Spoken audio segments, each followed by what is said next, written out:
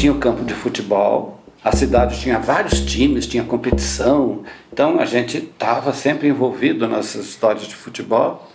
Eu adorava mesmo, era depois do treino, ir lá onde eles trocavam de roupa, tomavam banho, tinha uma fresta e eu ficava olhando pela fresta para ver eles pelados.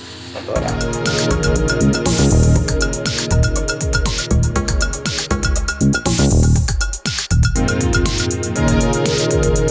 Os homossexuais, né, eram chamados de putos. Gay nem existia, né? A palavra não existia. Tinha um colega e eu ficava louco quando ele tomava banho. Eu era o príncipe e daí tinha toda a corte e tava todo mundo pelado. Isso me dava uma excitação, uma coisa que me fazia dormir. Da sacanagem eu gostava, sempre gostei. Essa coisa dos 7 anos, a descoberta do pinto mesmo, sabe? Assim, descobri que dava para fazer alguma coisa com aquilo. Os campeonatos de punheta. Eu não sou travesti, nem faço vida nesse ramo, só no carnaval. Tinha uma curiosidade, eu sabia que eu gostava de homem. Não sei se o termo homossexual já estava na minha cabeça, não sei. A gente falava entendido. É entendido ou não é entendido?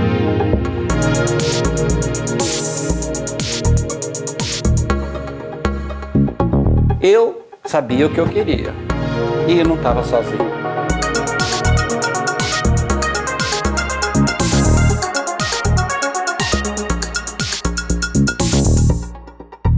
A primeira, para valer mesmo, aí eu já tinha 15 anos. Isso ninguém sabe, eu nunca contei para ninguém. Nessa loja do meu pai, tinha um funcionário lá que era meio parente do sócio do meu pai. E era uma pessoa muito interessante. Ele tinha uma falha aqui, a mecha branca. Será que nem a minha mecha branca você vai notar?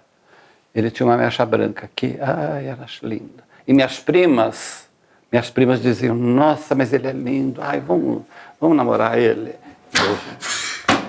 Quieta, tira a mão. Então, eu ficava sempre no caixa. E ficava no caixa, estou lá sentado. Quando ele vinha fazer algum troco, eu punha a perna para fora, ele vinha e encostava na minha perna. Aquilo foi subindo, né? Foi subindo. Eu falei, e como é que faz para cantar uma pessoa? Como é que faz? Era difícil. Imagina, Jogapitã é uma cidadezinha desse tamanho, né?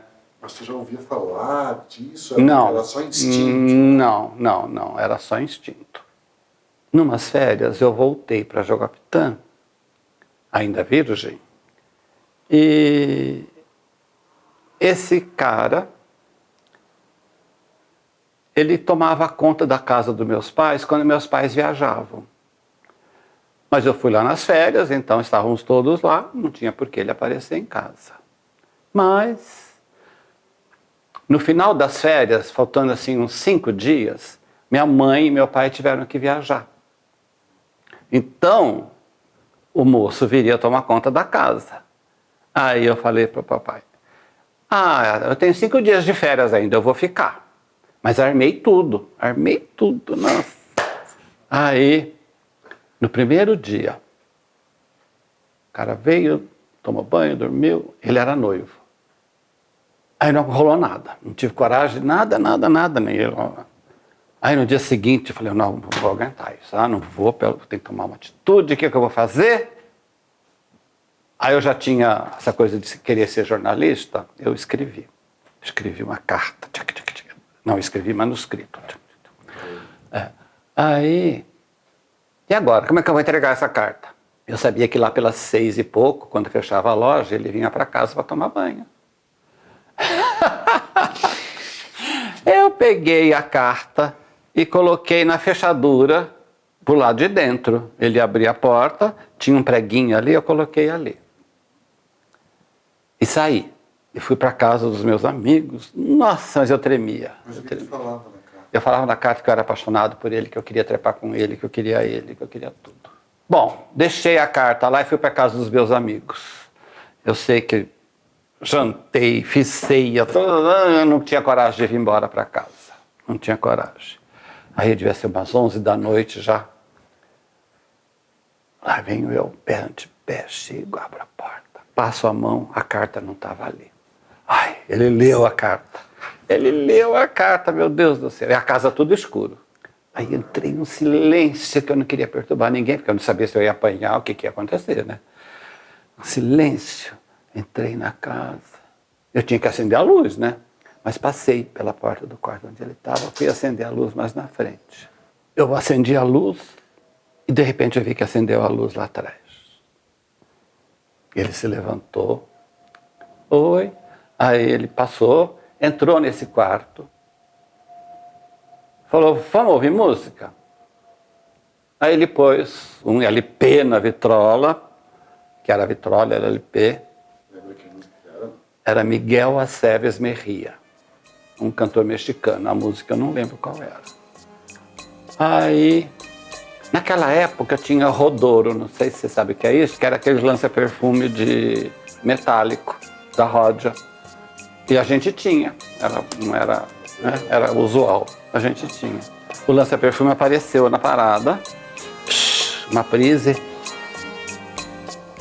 Eu cheirei. A hora que eu cheirei, fiz assim. Ele já estava nu, com o pau de fora. Delícia. Não falamos nada, mas fizemos de tudo. Fizemos de tudo.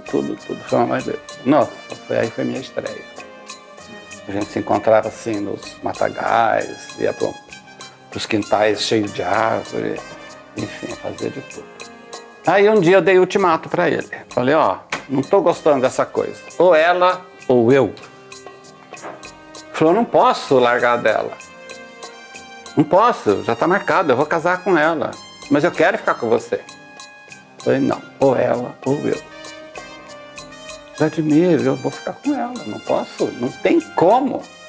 Então tá, então fique com ela. E assim terminamos a nossa aventura.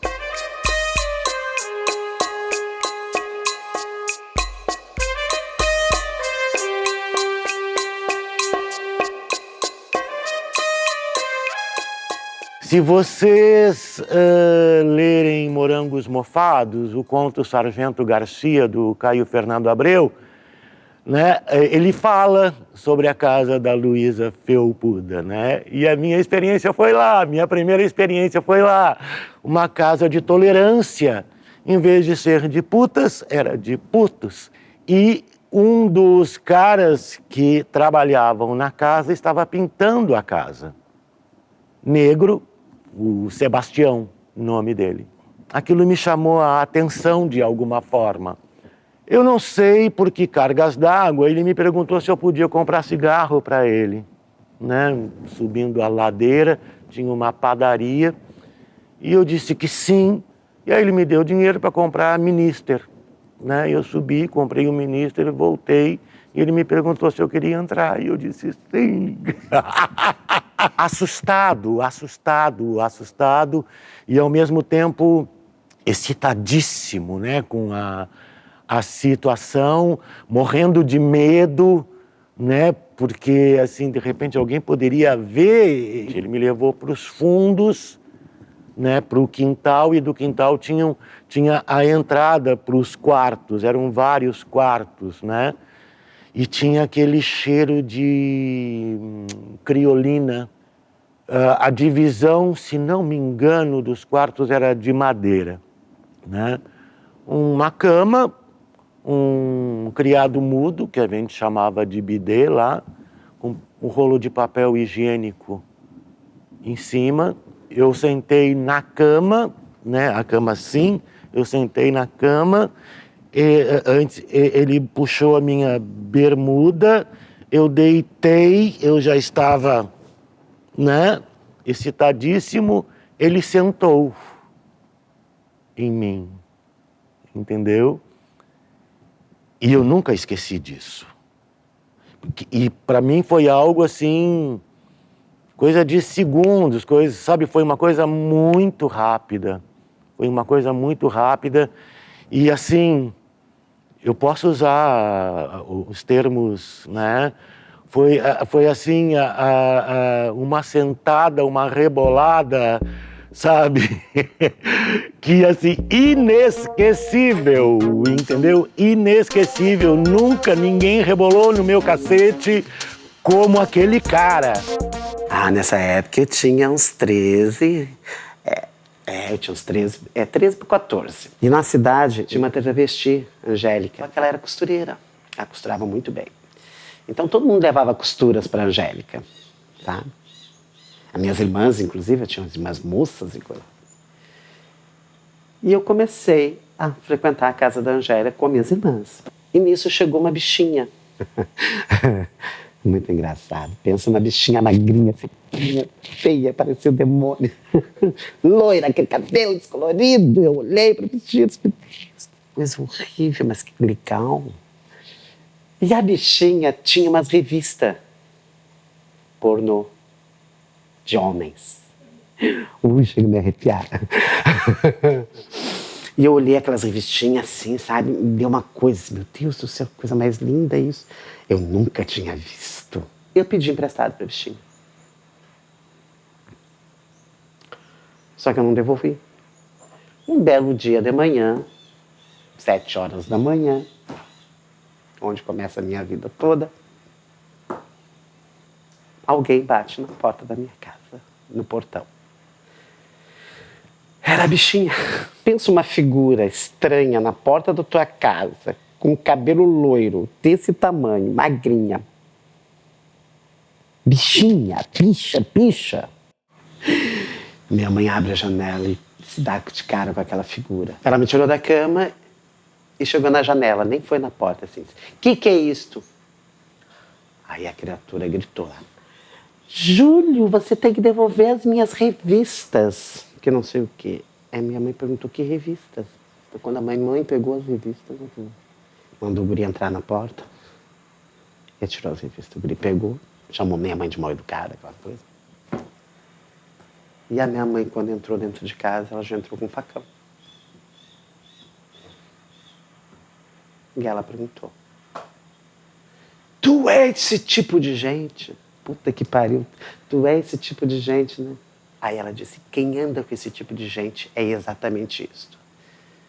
Com esses putos, pederastas, sem vergonhas, mau caráteres, marginais. Eu enfrentei a minha mãe e disse que era. E a minha mãe botou pra rua.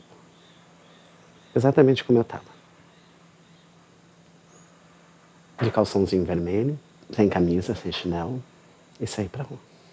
Pra onde eu fui? Por meio dos travestis, dos marginais. Eu morava na Ercílio Luz, em cima do Roma, onde era o Bar Roma, e ali era ponto de mexer. Os meninos de programa passavam pela Ercílio Luz e passavam em frente ao bar, porque as bichinhas mais poderosas, que tinham dinheiro, estavam bebendo ali. Era um bar bem eclético, assim. Ele tinha músico, tinha jornalista. No carnaval, a gente ia para lá, nós descemos vestido de mulher. Aí o povo passava de carro: viado, filha da puta, e nós: que legal, porque era viado mesmo. Aí na primeira noite, tipo assim, foram 10, na segunda noite foram 15, na terceira noite estava cheio, e assim foi um carnaval maravilhoso. Era eu, Vivi, o Pedro, o Caio, o Ciro, depois o João, que já morreu. Tinha uma turma grande, o Zeca, o Moacir, era bastante a turma. Aí assim, aí no outro ano, nós já programávamos para ir, porque a gente sabia que foi legal, a gente ia de novo. Aí o dono do bar botou o som dele, 2 caixas em cima da marquise, para as bichas dançar. Então ele botava o som, a gente dançava, ficava a madrugada inteira. E assim aquilo foi crescendo. Tanto que chegou ao ponto da polícia interditar aquela passagem ali, para a gente ficar ali.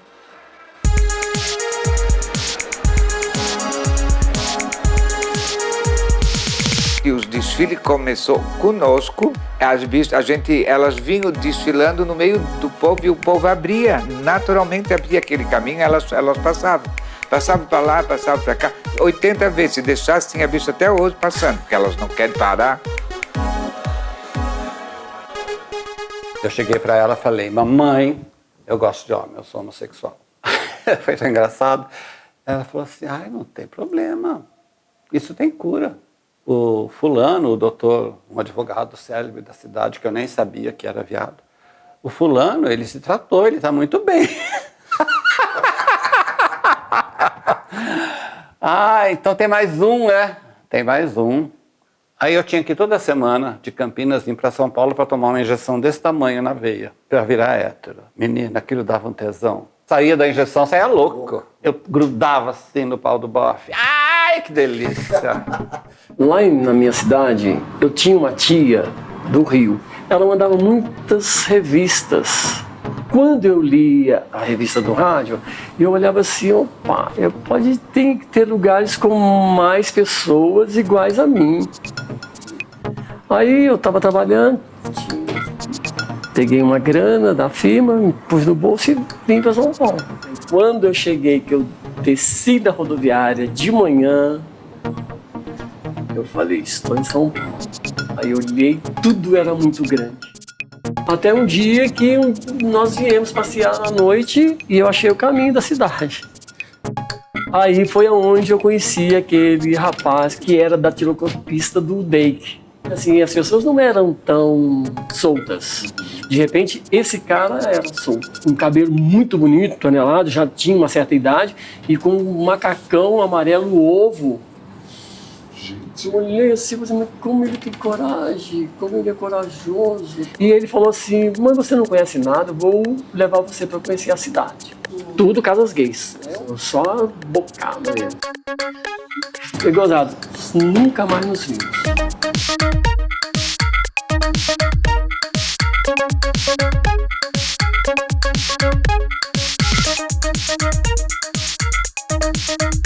Como é que era nesses anos 70, assim, no começo da tua juventude, o lance de arrumar sexo? Ah, velho, era muito fácil, né, mano? Desculpa, mas não tinha nenhum problema, né? Primeiro que eu era um moleque bonito pra caralho. Então, naquela época, ou você era bonito, ou você não era. Mas como que Ah, eu andava na rua, na Vila Paulista, na sauna, no boate. Tinha um banheiro no meio do Lago da Roche, velho, que o banheiro fechava às 9, mas às 1 da manhã, se você jogasse uma pedra, parecia barata no verão, velho. Que naquele momento era quase que obrigatório que você desse uma pequena pinta, mas não muita. Era só no olhar, é o início da coisa da paquera. O olhar com interesse, o olhar e virar. Isso era fantástico. Na rua você está andando, cruza o olho. É o famoso cruising. Isso existia. Gente, era bom demais o cruising, porque você olhava, oi, tudo bom? A ação, entendeu? Por exemplo, eu passava por ti na rua, te olhava, eu voltava e dizia assim, vamos ali tomar um suco, vamos conversar, vamos tomar um café.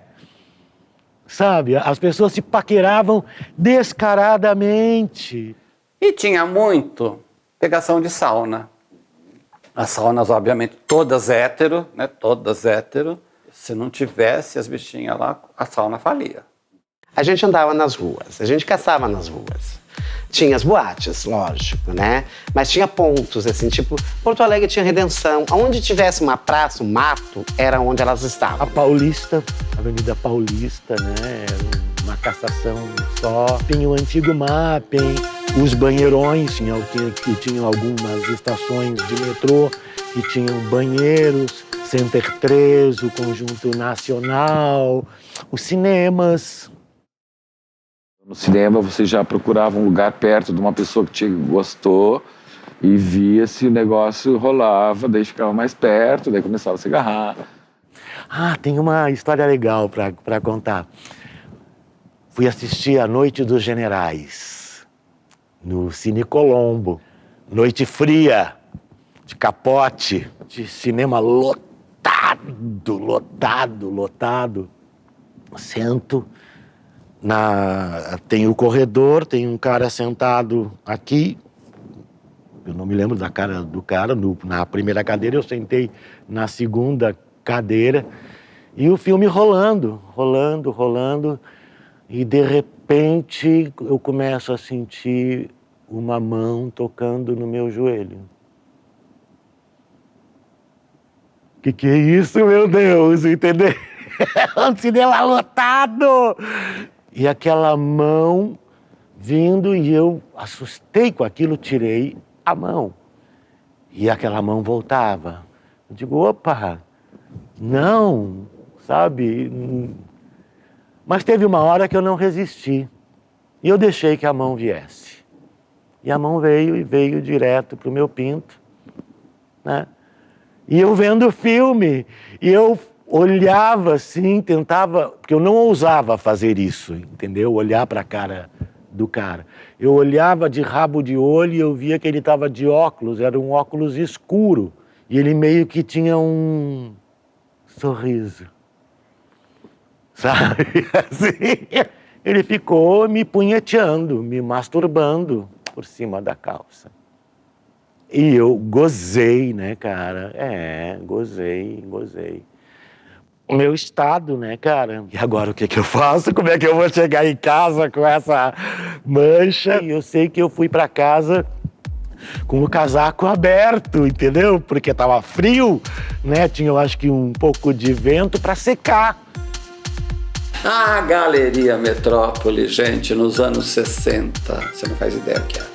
Você não sentia nenhum tipo de opressão ou eu tinha medo de vir aqui. Não. Ali era um território muito livre. Eu sentia protegido e eu podia facilmente me exibir, dizer, eu sou gay, eu sou homossexual, vou sair com fulano. Ai, que lindo que você é, que não ia ter levado soco na cara nem nada. Nunca senti isso. Era um fresh, era uma ferveção. Ali era o ponto de encontro do pessoal que era ligado nas artes, do pessoal da barra pesada e do pessoal também que estava desenvolvendo sua sexualidade. Então, tinham muitos gays ali, mas ainda, nós estamos falando de 1966, 67. Tudo era muito diluído e muito disfarçado. E tinha o Caneca, que era um bar, que é esse bar que é igual hoje, só foi mexido dentro, que você entrava e se fechava. E ninguém ficava exposto nas calçadas, né? Todo mundo entrava para entrar e fechar. Você se escondia, você não queria ser visto. Eu nunca tive esse problema, porque eu já saí da minha cidade. Por que eu ia me esconder? Porque se dizia, vou sair para caçar, né? Então, assim, eu sempre fui muito caça. Sempre permiti que me caçassem. Mas eu, enquanto caça, estou aqui, me caçem.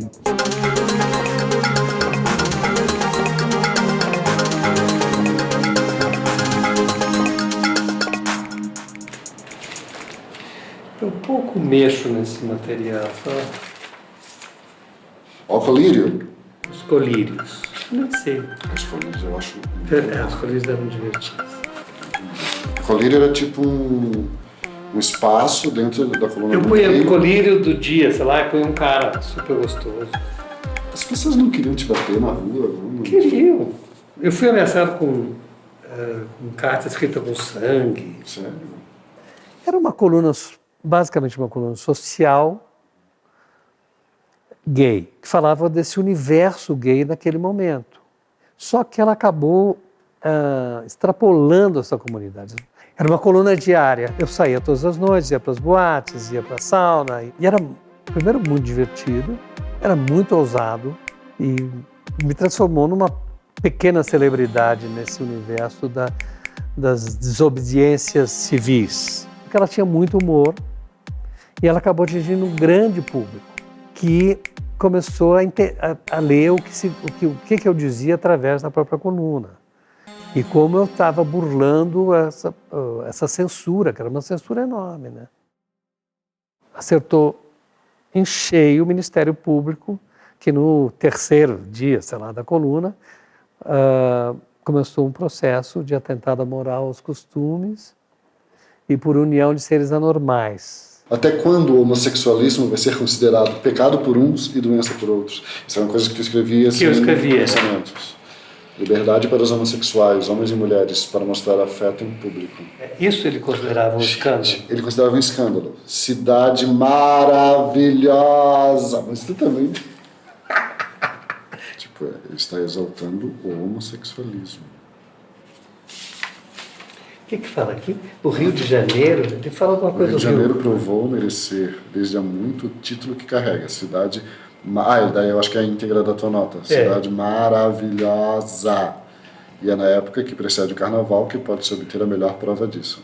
Então, logo eu comecei a coluna, começou o processo e terminou o tempo que eu escrevi a coluna. Levou 3 anos o processo. E eu acabei sendo absolvido em 1979. Gente, essa revestiu muito poder. Essa mulher, Barbara Hudson. Divina. Barbara Hudson. Barbara Hudson. De novo, ela tem até uma carta dela. Tem uma carta de Barbara Hudson para você. Temos uma carta de Barbara Hudson para ler. Para os seus cura, abraços carinhosos da Rainha da Noite, artisticamente falando, de Florianópolis. Eu encontro viajando por este sul maravilhoso, principalmente Santa Catarina. Atualmente me encontro em minha 3ª temporada na Whiskeria. Whiskeria é o nome que aqui no sul se dão as boates. Night and Day. Night and Day é a mais popular, Florianópolis, ficarei o mês de agosto todo aqui. Bêbado, bebia pra cacete. Eu me lembro que eu estava bebendo lá no meio do Roma, dançando. Aí um gaúcho me deu um boá, trouxe para mim de presente, de pena de galinha, mas galinha pobre. Mas era branco, bastante pena, assim, eu dançando lá no meio do Roma com aquela coisa de galinha branca, e aquelas penas já foram saindo tudo, eu estava só com o cordão, quase me enforcando com 2 malhinhos de pena do lado. Daí eu vi que todo mundo saiu e eu continuei dançando no meio. Aí mesmo que eu achei ótimo, porque o palco era para mim, estava só para mim. E as minhas amigas do outro lado, as bichinhas, faziam assim, sai, vem. E eu achava que elas estavam me abanando, e eu abanando. Tal. Quando eu fui ver, teve um tiroteio ali no meio. Brigaram, se mataram. Eu acho que até eu fazia assim, para a bala passar, não sei, que eu não sabia o que era, se era alegoria, se era festa, mas eu não vi nada. Sei que teve, porque depois saiu no jornal, todo mundo falou, mas eu... Olha que é a vilã da novela, gente. É verdade, mas eu saía assim à tarde no meio dos homens e eles ficavam enlouquecidos, as mulheres ficavam loucas, porque era muito chique. Carteirinha de identidade gay de Paulinho, ó. Passaporte pro Vale. Entrar no Vale. Vale dos homossexuais. Ui! Quero ir no Vale dos Machos. Isso aqui, adoro. Adoro essas roupas, adoro. Essa aqui é a metade preta, metade branca. Essa tá ali.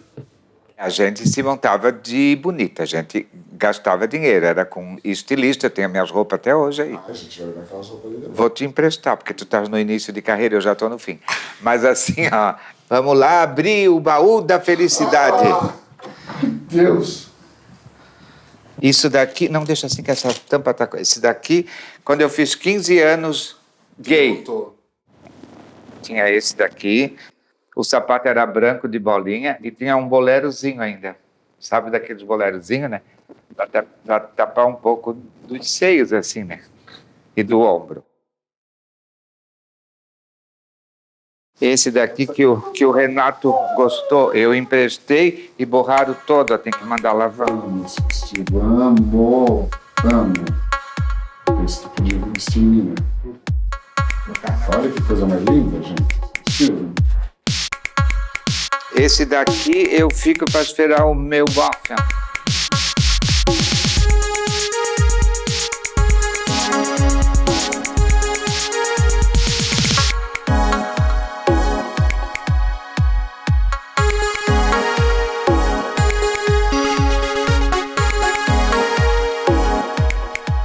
Gostava da noite, claro, né? Então, eu ia muito off do Celcinho, né? Em agosto de 79, eu inaugurei o Off, que era o primeiro clube privê gay. A gente vendia carteirinha, não era muito caro, mas era para dar uma certa proteção a quem fosse frequentar. Não ia ser um bar especificamente gay. Ia ser um bar para pessoas de cabeças abertas e o que eu não iria pedir atestado de sexualidade a ninguém que quisesse ficar sócio. E o bar virou um espaço importante da década de 80. Tem as festas que a gente, por exemplo, isso aqui. Mas foi sofisticante, isso aqui era um convite, ó, psicodélico. E foi pelo correio isso. Dia 18 de abril. A gente não punha o ano porque achava que ia ser eterno, né? Ah, essa é a boa. Ai, olha só. Cara, a melhor foto de vocês. Falei, Máscio, vamos abrir um bar? Achamos o nome, né? Pirandello, um escritor, um ator, então alguém que escrevesse para teatro. Pirandello. 6 personagens à procura de um bar. Era um bar diferente. Primeiro ele era de uma ousadia porque ele era retrô, era muito bonito, muito bem pensado, muito bem transado. O Máscio tinha um senso estético muito apurado, muito mesmo. Eu dava um jeito daquele se concretizar. Era uma grande festa sempre. Ele criava e eu produzia. Ele bolou coisas incríveis para o Pirandello. A janela e a Cláudia Wander ali atrás.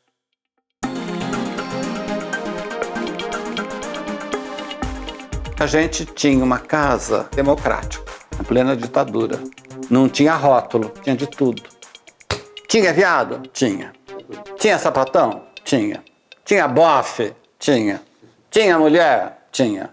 Tinha. E todo mundo era feliz lá dentro. Chegou uma época que foi muito ensaio, muito trabalho. E eu falei, cara, tô vivendo, trabalhando. Aí já tinha entrado no estágio. Já estava no estágio, já como profissional, com carteira assinada. Mas assim, não estava começando a ficar meio com aquela coisa da cidade grande de São Paulo, só trabalho, casa, trabalho, casa, trabalho. Aí eu falei, porra, eu estou precisando de alguém, de um amor. E nessa, eu saindo do balé estágio, e aí eu conheci, saindo do ensaio, conheci um menino chamado José Maggi. Que força, né? Foi o grande parceiro da minha vida. Que ele era. Aqui ele já doente, era meu aniversário. Na casa onde a gente morava, em Perdizes. Vocês falavam sobre como ia ser, o que estava acontecendo? Então, eu não dava muita brecha, não. Porque eu falava, não vai acontecer, a gente vai sair dessa, vai dar tudo certo, não vamos falar sobre isso, não. Ele, não, mas deixa que eu quero falar e vai dar tudo certo, a minha família está sabendo o que está acontecendo. Eu falei, vamos pensar que você vai se dar bem. Ele chegou a se tratar, tomou AZT, tomou as primeiras coisas. Tomou remédio para cavalo, que né, falavam que dava certo, tomou umas vacinas. Valeu a pena. Ficamos 13 anos juntos, né? Só que não tinha papel na época, né? Era aquela coisa de morar junto com o coração. Não tinha nenhuma segurança, não tinha nada. E foi delicioso. Foram 13 anos. E aí ele foi para a Índia. Na Índia ele me manda uma carta dizendo que ele não estava bem. E aí ele pegou o vírus, chegou no Brasil, pegou HIV. E aí foi uma pessoa alta, 1,85 m, 85, forte, família árabe, né? Então um homem. E de repente, em 6 meses, levou. Passou pela minha cabeça que, de repente, eu poderia estar, né? Só que, quando nós tínhamos 13 anos de convivência, há uns 4 anos já não rolava mais carne com a gente. Rolava só coração. Ele dormia no quarto dele, eu no meu quarto. De vez em quando a gente se comunicava pela parede. Eu ia para o quarto dele para pedir colo, ele ia para o meu para pedir colo. Mas sexo mesmo não rolava mais. A família deu uma cobertura, eu fiquei com ele o tempo inteiro até a hora dele partir. Foi muito difícil, porque eu não tinha estrutura de família para segurar aquela coisa que na época era, né? A AIDS era uma caveira muito vampiresca, né? Eu, na época, eu fiquei muito magro, porque eu sequei que nem ele. Então, todo mundo de tristeza, de saber que ele estava indo e eu não podia fazer nada, né? Aí você vai minguando, né? E aí a família, eu era o artista, o bailarino, que vivia na noite, que tinha a liberdade de ir e vir, que a nossa relação era super aberta, a família nunca mais eu vi, eles vieram, entreguei a chave, eu peguei as coisas que eram minhas e falei, vou, né? Sempre trabalhei, e aí pronto, reconstituí minha vida.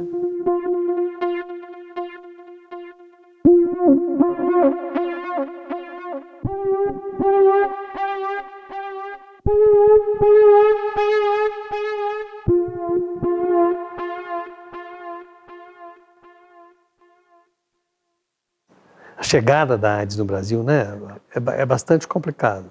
Fui daqueles que falava, isso é mentira, isso não vai acontecer, isso não é verdade, isso é só uma armação para que as pessoas não tenham sua liberdade. Parecia ficção, né? Mas ninguém sabia muito, não sabia de nada. Sabia sim que tinha uma coisa no ar. Isso é coisa de americano, né, velho? Eles inventam essas coisas para matar as bichas lá e tal. Né? Não se sabia ainda o que era. Existia uma ignorância, então as pessoas falavam, beijo passa. Então não podia beijar. Se eu já não poder beijar, eu morro se eu não puder beijar. É a peste gay, é do viado, é do não sei o quê. Eu falei assim, mas como se... Eu não aceitava que fosse. Por que naquele momento tudo que veio caía sobre o homossexual? Quando a coisa aconteceu, foi tão avassaladora, né? Num momento que foi assim, né? Aquilo foi realmente alarmando a gente, até que foi chegando muito próximo. Aí, nossa, fulano não veio hoje. O que aconteceu? O que aconteceu? Aí muita gente foi ficando doente. Amigos da gente foram ficando doentes. As pessoas iam para os hospitais e acabavam ficando lá e você nem sabia. Pessoas que eu amava profundamente e que eu queria ter ido ver e não me deixaram ir ver, porque ele não queria ser visto. E as pessoas começaram a se retrair, quer dizer, começaram a encaretar. Aí sim, o preconceito apareceu. O preconceito apareceu feio mesmo. Os Notícias Populares, que era um jornal de alcance popular, claro, ele abusou da paciência da gente. Ele estampava, a peste gay mata Marquito, a peste gay mata não sei quem, a peste gay, a peste gay. E as pessoas foram ficando, nós fomos sendo estigmatizados na Faria Lima, um dia assim de sol, uma passão de movimento na calçada, andando a pé.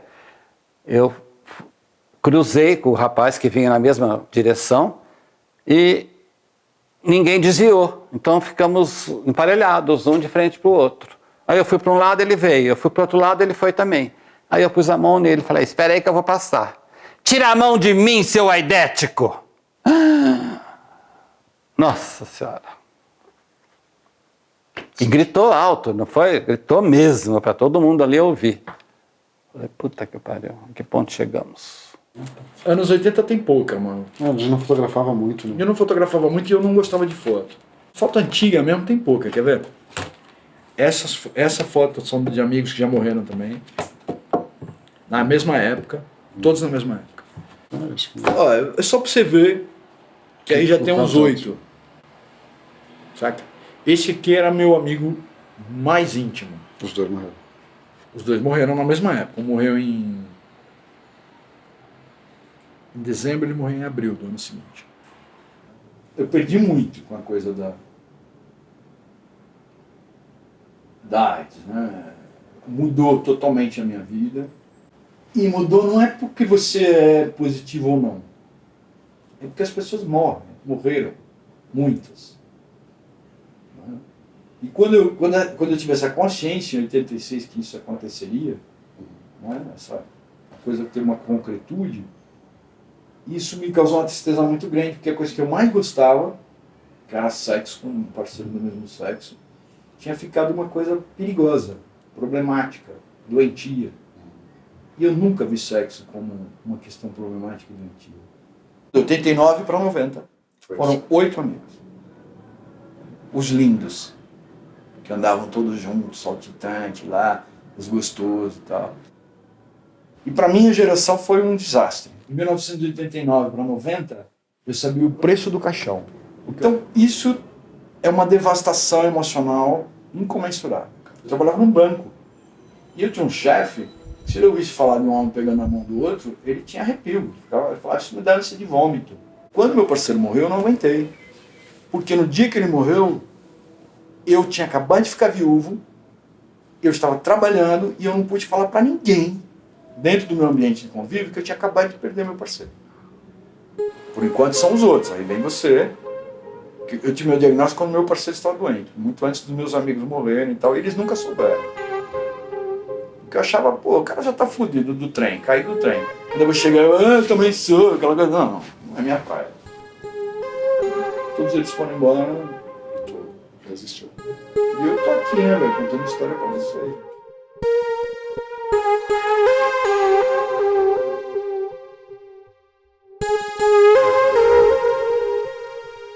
Eu acho que eu sou um sobrevivente. Eu acho assim, tem uma época que tu acha que isso não chega, que nunca vai chegar. Mas ela chega. Tô velho, sim, entendeu? Tu começa a te olhar no espelho e tu começa a ver que tem a mancha aqui no rosto que tá aparecendo. Tem uma frase da Bette Davis que é muito engraçada, né? Que é, envelhecer não é para maricas, né? It's not for sissies, né? Envelhecer é difícil pra caralho.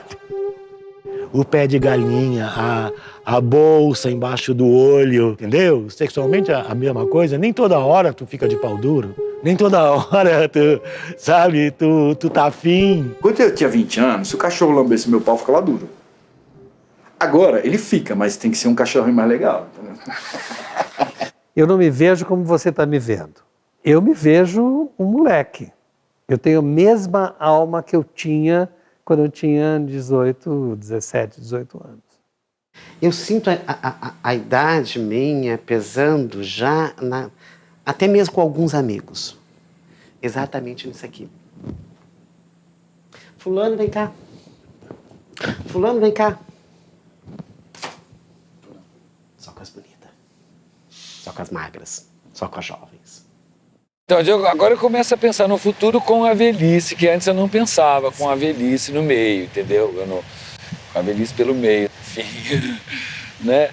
E bom, eu acho que assim, realmente a questão da solidão é uma coisa bem complicada, né?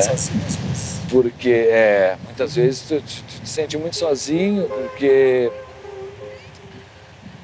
há pessoas que já morreram, né? Ou se separaram. Eu já renunciei um pouco assim a ter assim aquele namorado que vai me acompanhar assim como objetivo de vida que até um pouco atrás ainda era. Mas assim também não quero ficar sozinho, me preenchendo sozinho e tudo mais, né? Eu acho que é um perigo também você ficar velho e ficar autossuficiente de tudo, é uma tentação que dá. Eu sinto esses meses que eu fiquei sozinho aqui, a tentação de não ter ninguém para encher o saco, sabe? Eu tô tentando entender como é o mundo. O que é ser um gay no mundo de hoje e o que é ser um gay velho. Não é só envelhecer sendo gay, é envelhecer hoje, com um mundo caótico, estranho, né? Eu não me acostumei com o mundo. Coisas que eu vi quando eu era jovem, menino, de repressão, de tal... agora é muito pior. Esse país envelhece as pessoas mais do que elas precisariam envelhecer. Acho que a vida tem sido tão bacana comigo que eu acho que ela não vai me trair no final. É deixar o tempo me comer. Eu tenho prazer com essa relação de amanhã vai ser outro dia. O que foi hoje, eu gozei, foi prazeroso, entendeu? Então eu não tenho medo do tempo. A nossa turma, a metade morreu, a metade está com Alzheimer e a outra está no asilo, quer dizer, sobrou eu e mais 4, quer dizer, eu vou sair na rua agora como? E naturalmente as coisas todas na vida têm um começo, um meio e um fim. Não foi novidade nenhuma, eu digo sempre para quem malha o pau, porque a nossa época, a época nossa é sempre essa atual, a tua é essa, então essa é a melhor, a minha foi aquela, foi a melhor. E assim vai ser até o fim da vida. A melhor é a que a gente vive. Esse foi um dos últimos carnavais que a gente foi. Nós ficamos hospedados no Ivorã, que era Era legal se hospedar no Ivorã para descer do hotel, toda hora sobe, bota uma roupa, sobe, desce, Trocava de roupa e tudo. trocava, levei 500 roupas, 500 perucas, era toda hora, subindo, descendo, subindo. Era só. Dava aquela trocada de maquiagem. É, a maquiagem de viado é permanente, a gente bota um laque, não sai mais. E eu andava com uma peruquinha bem feia.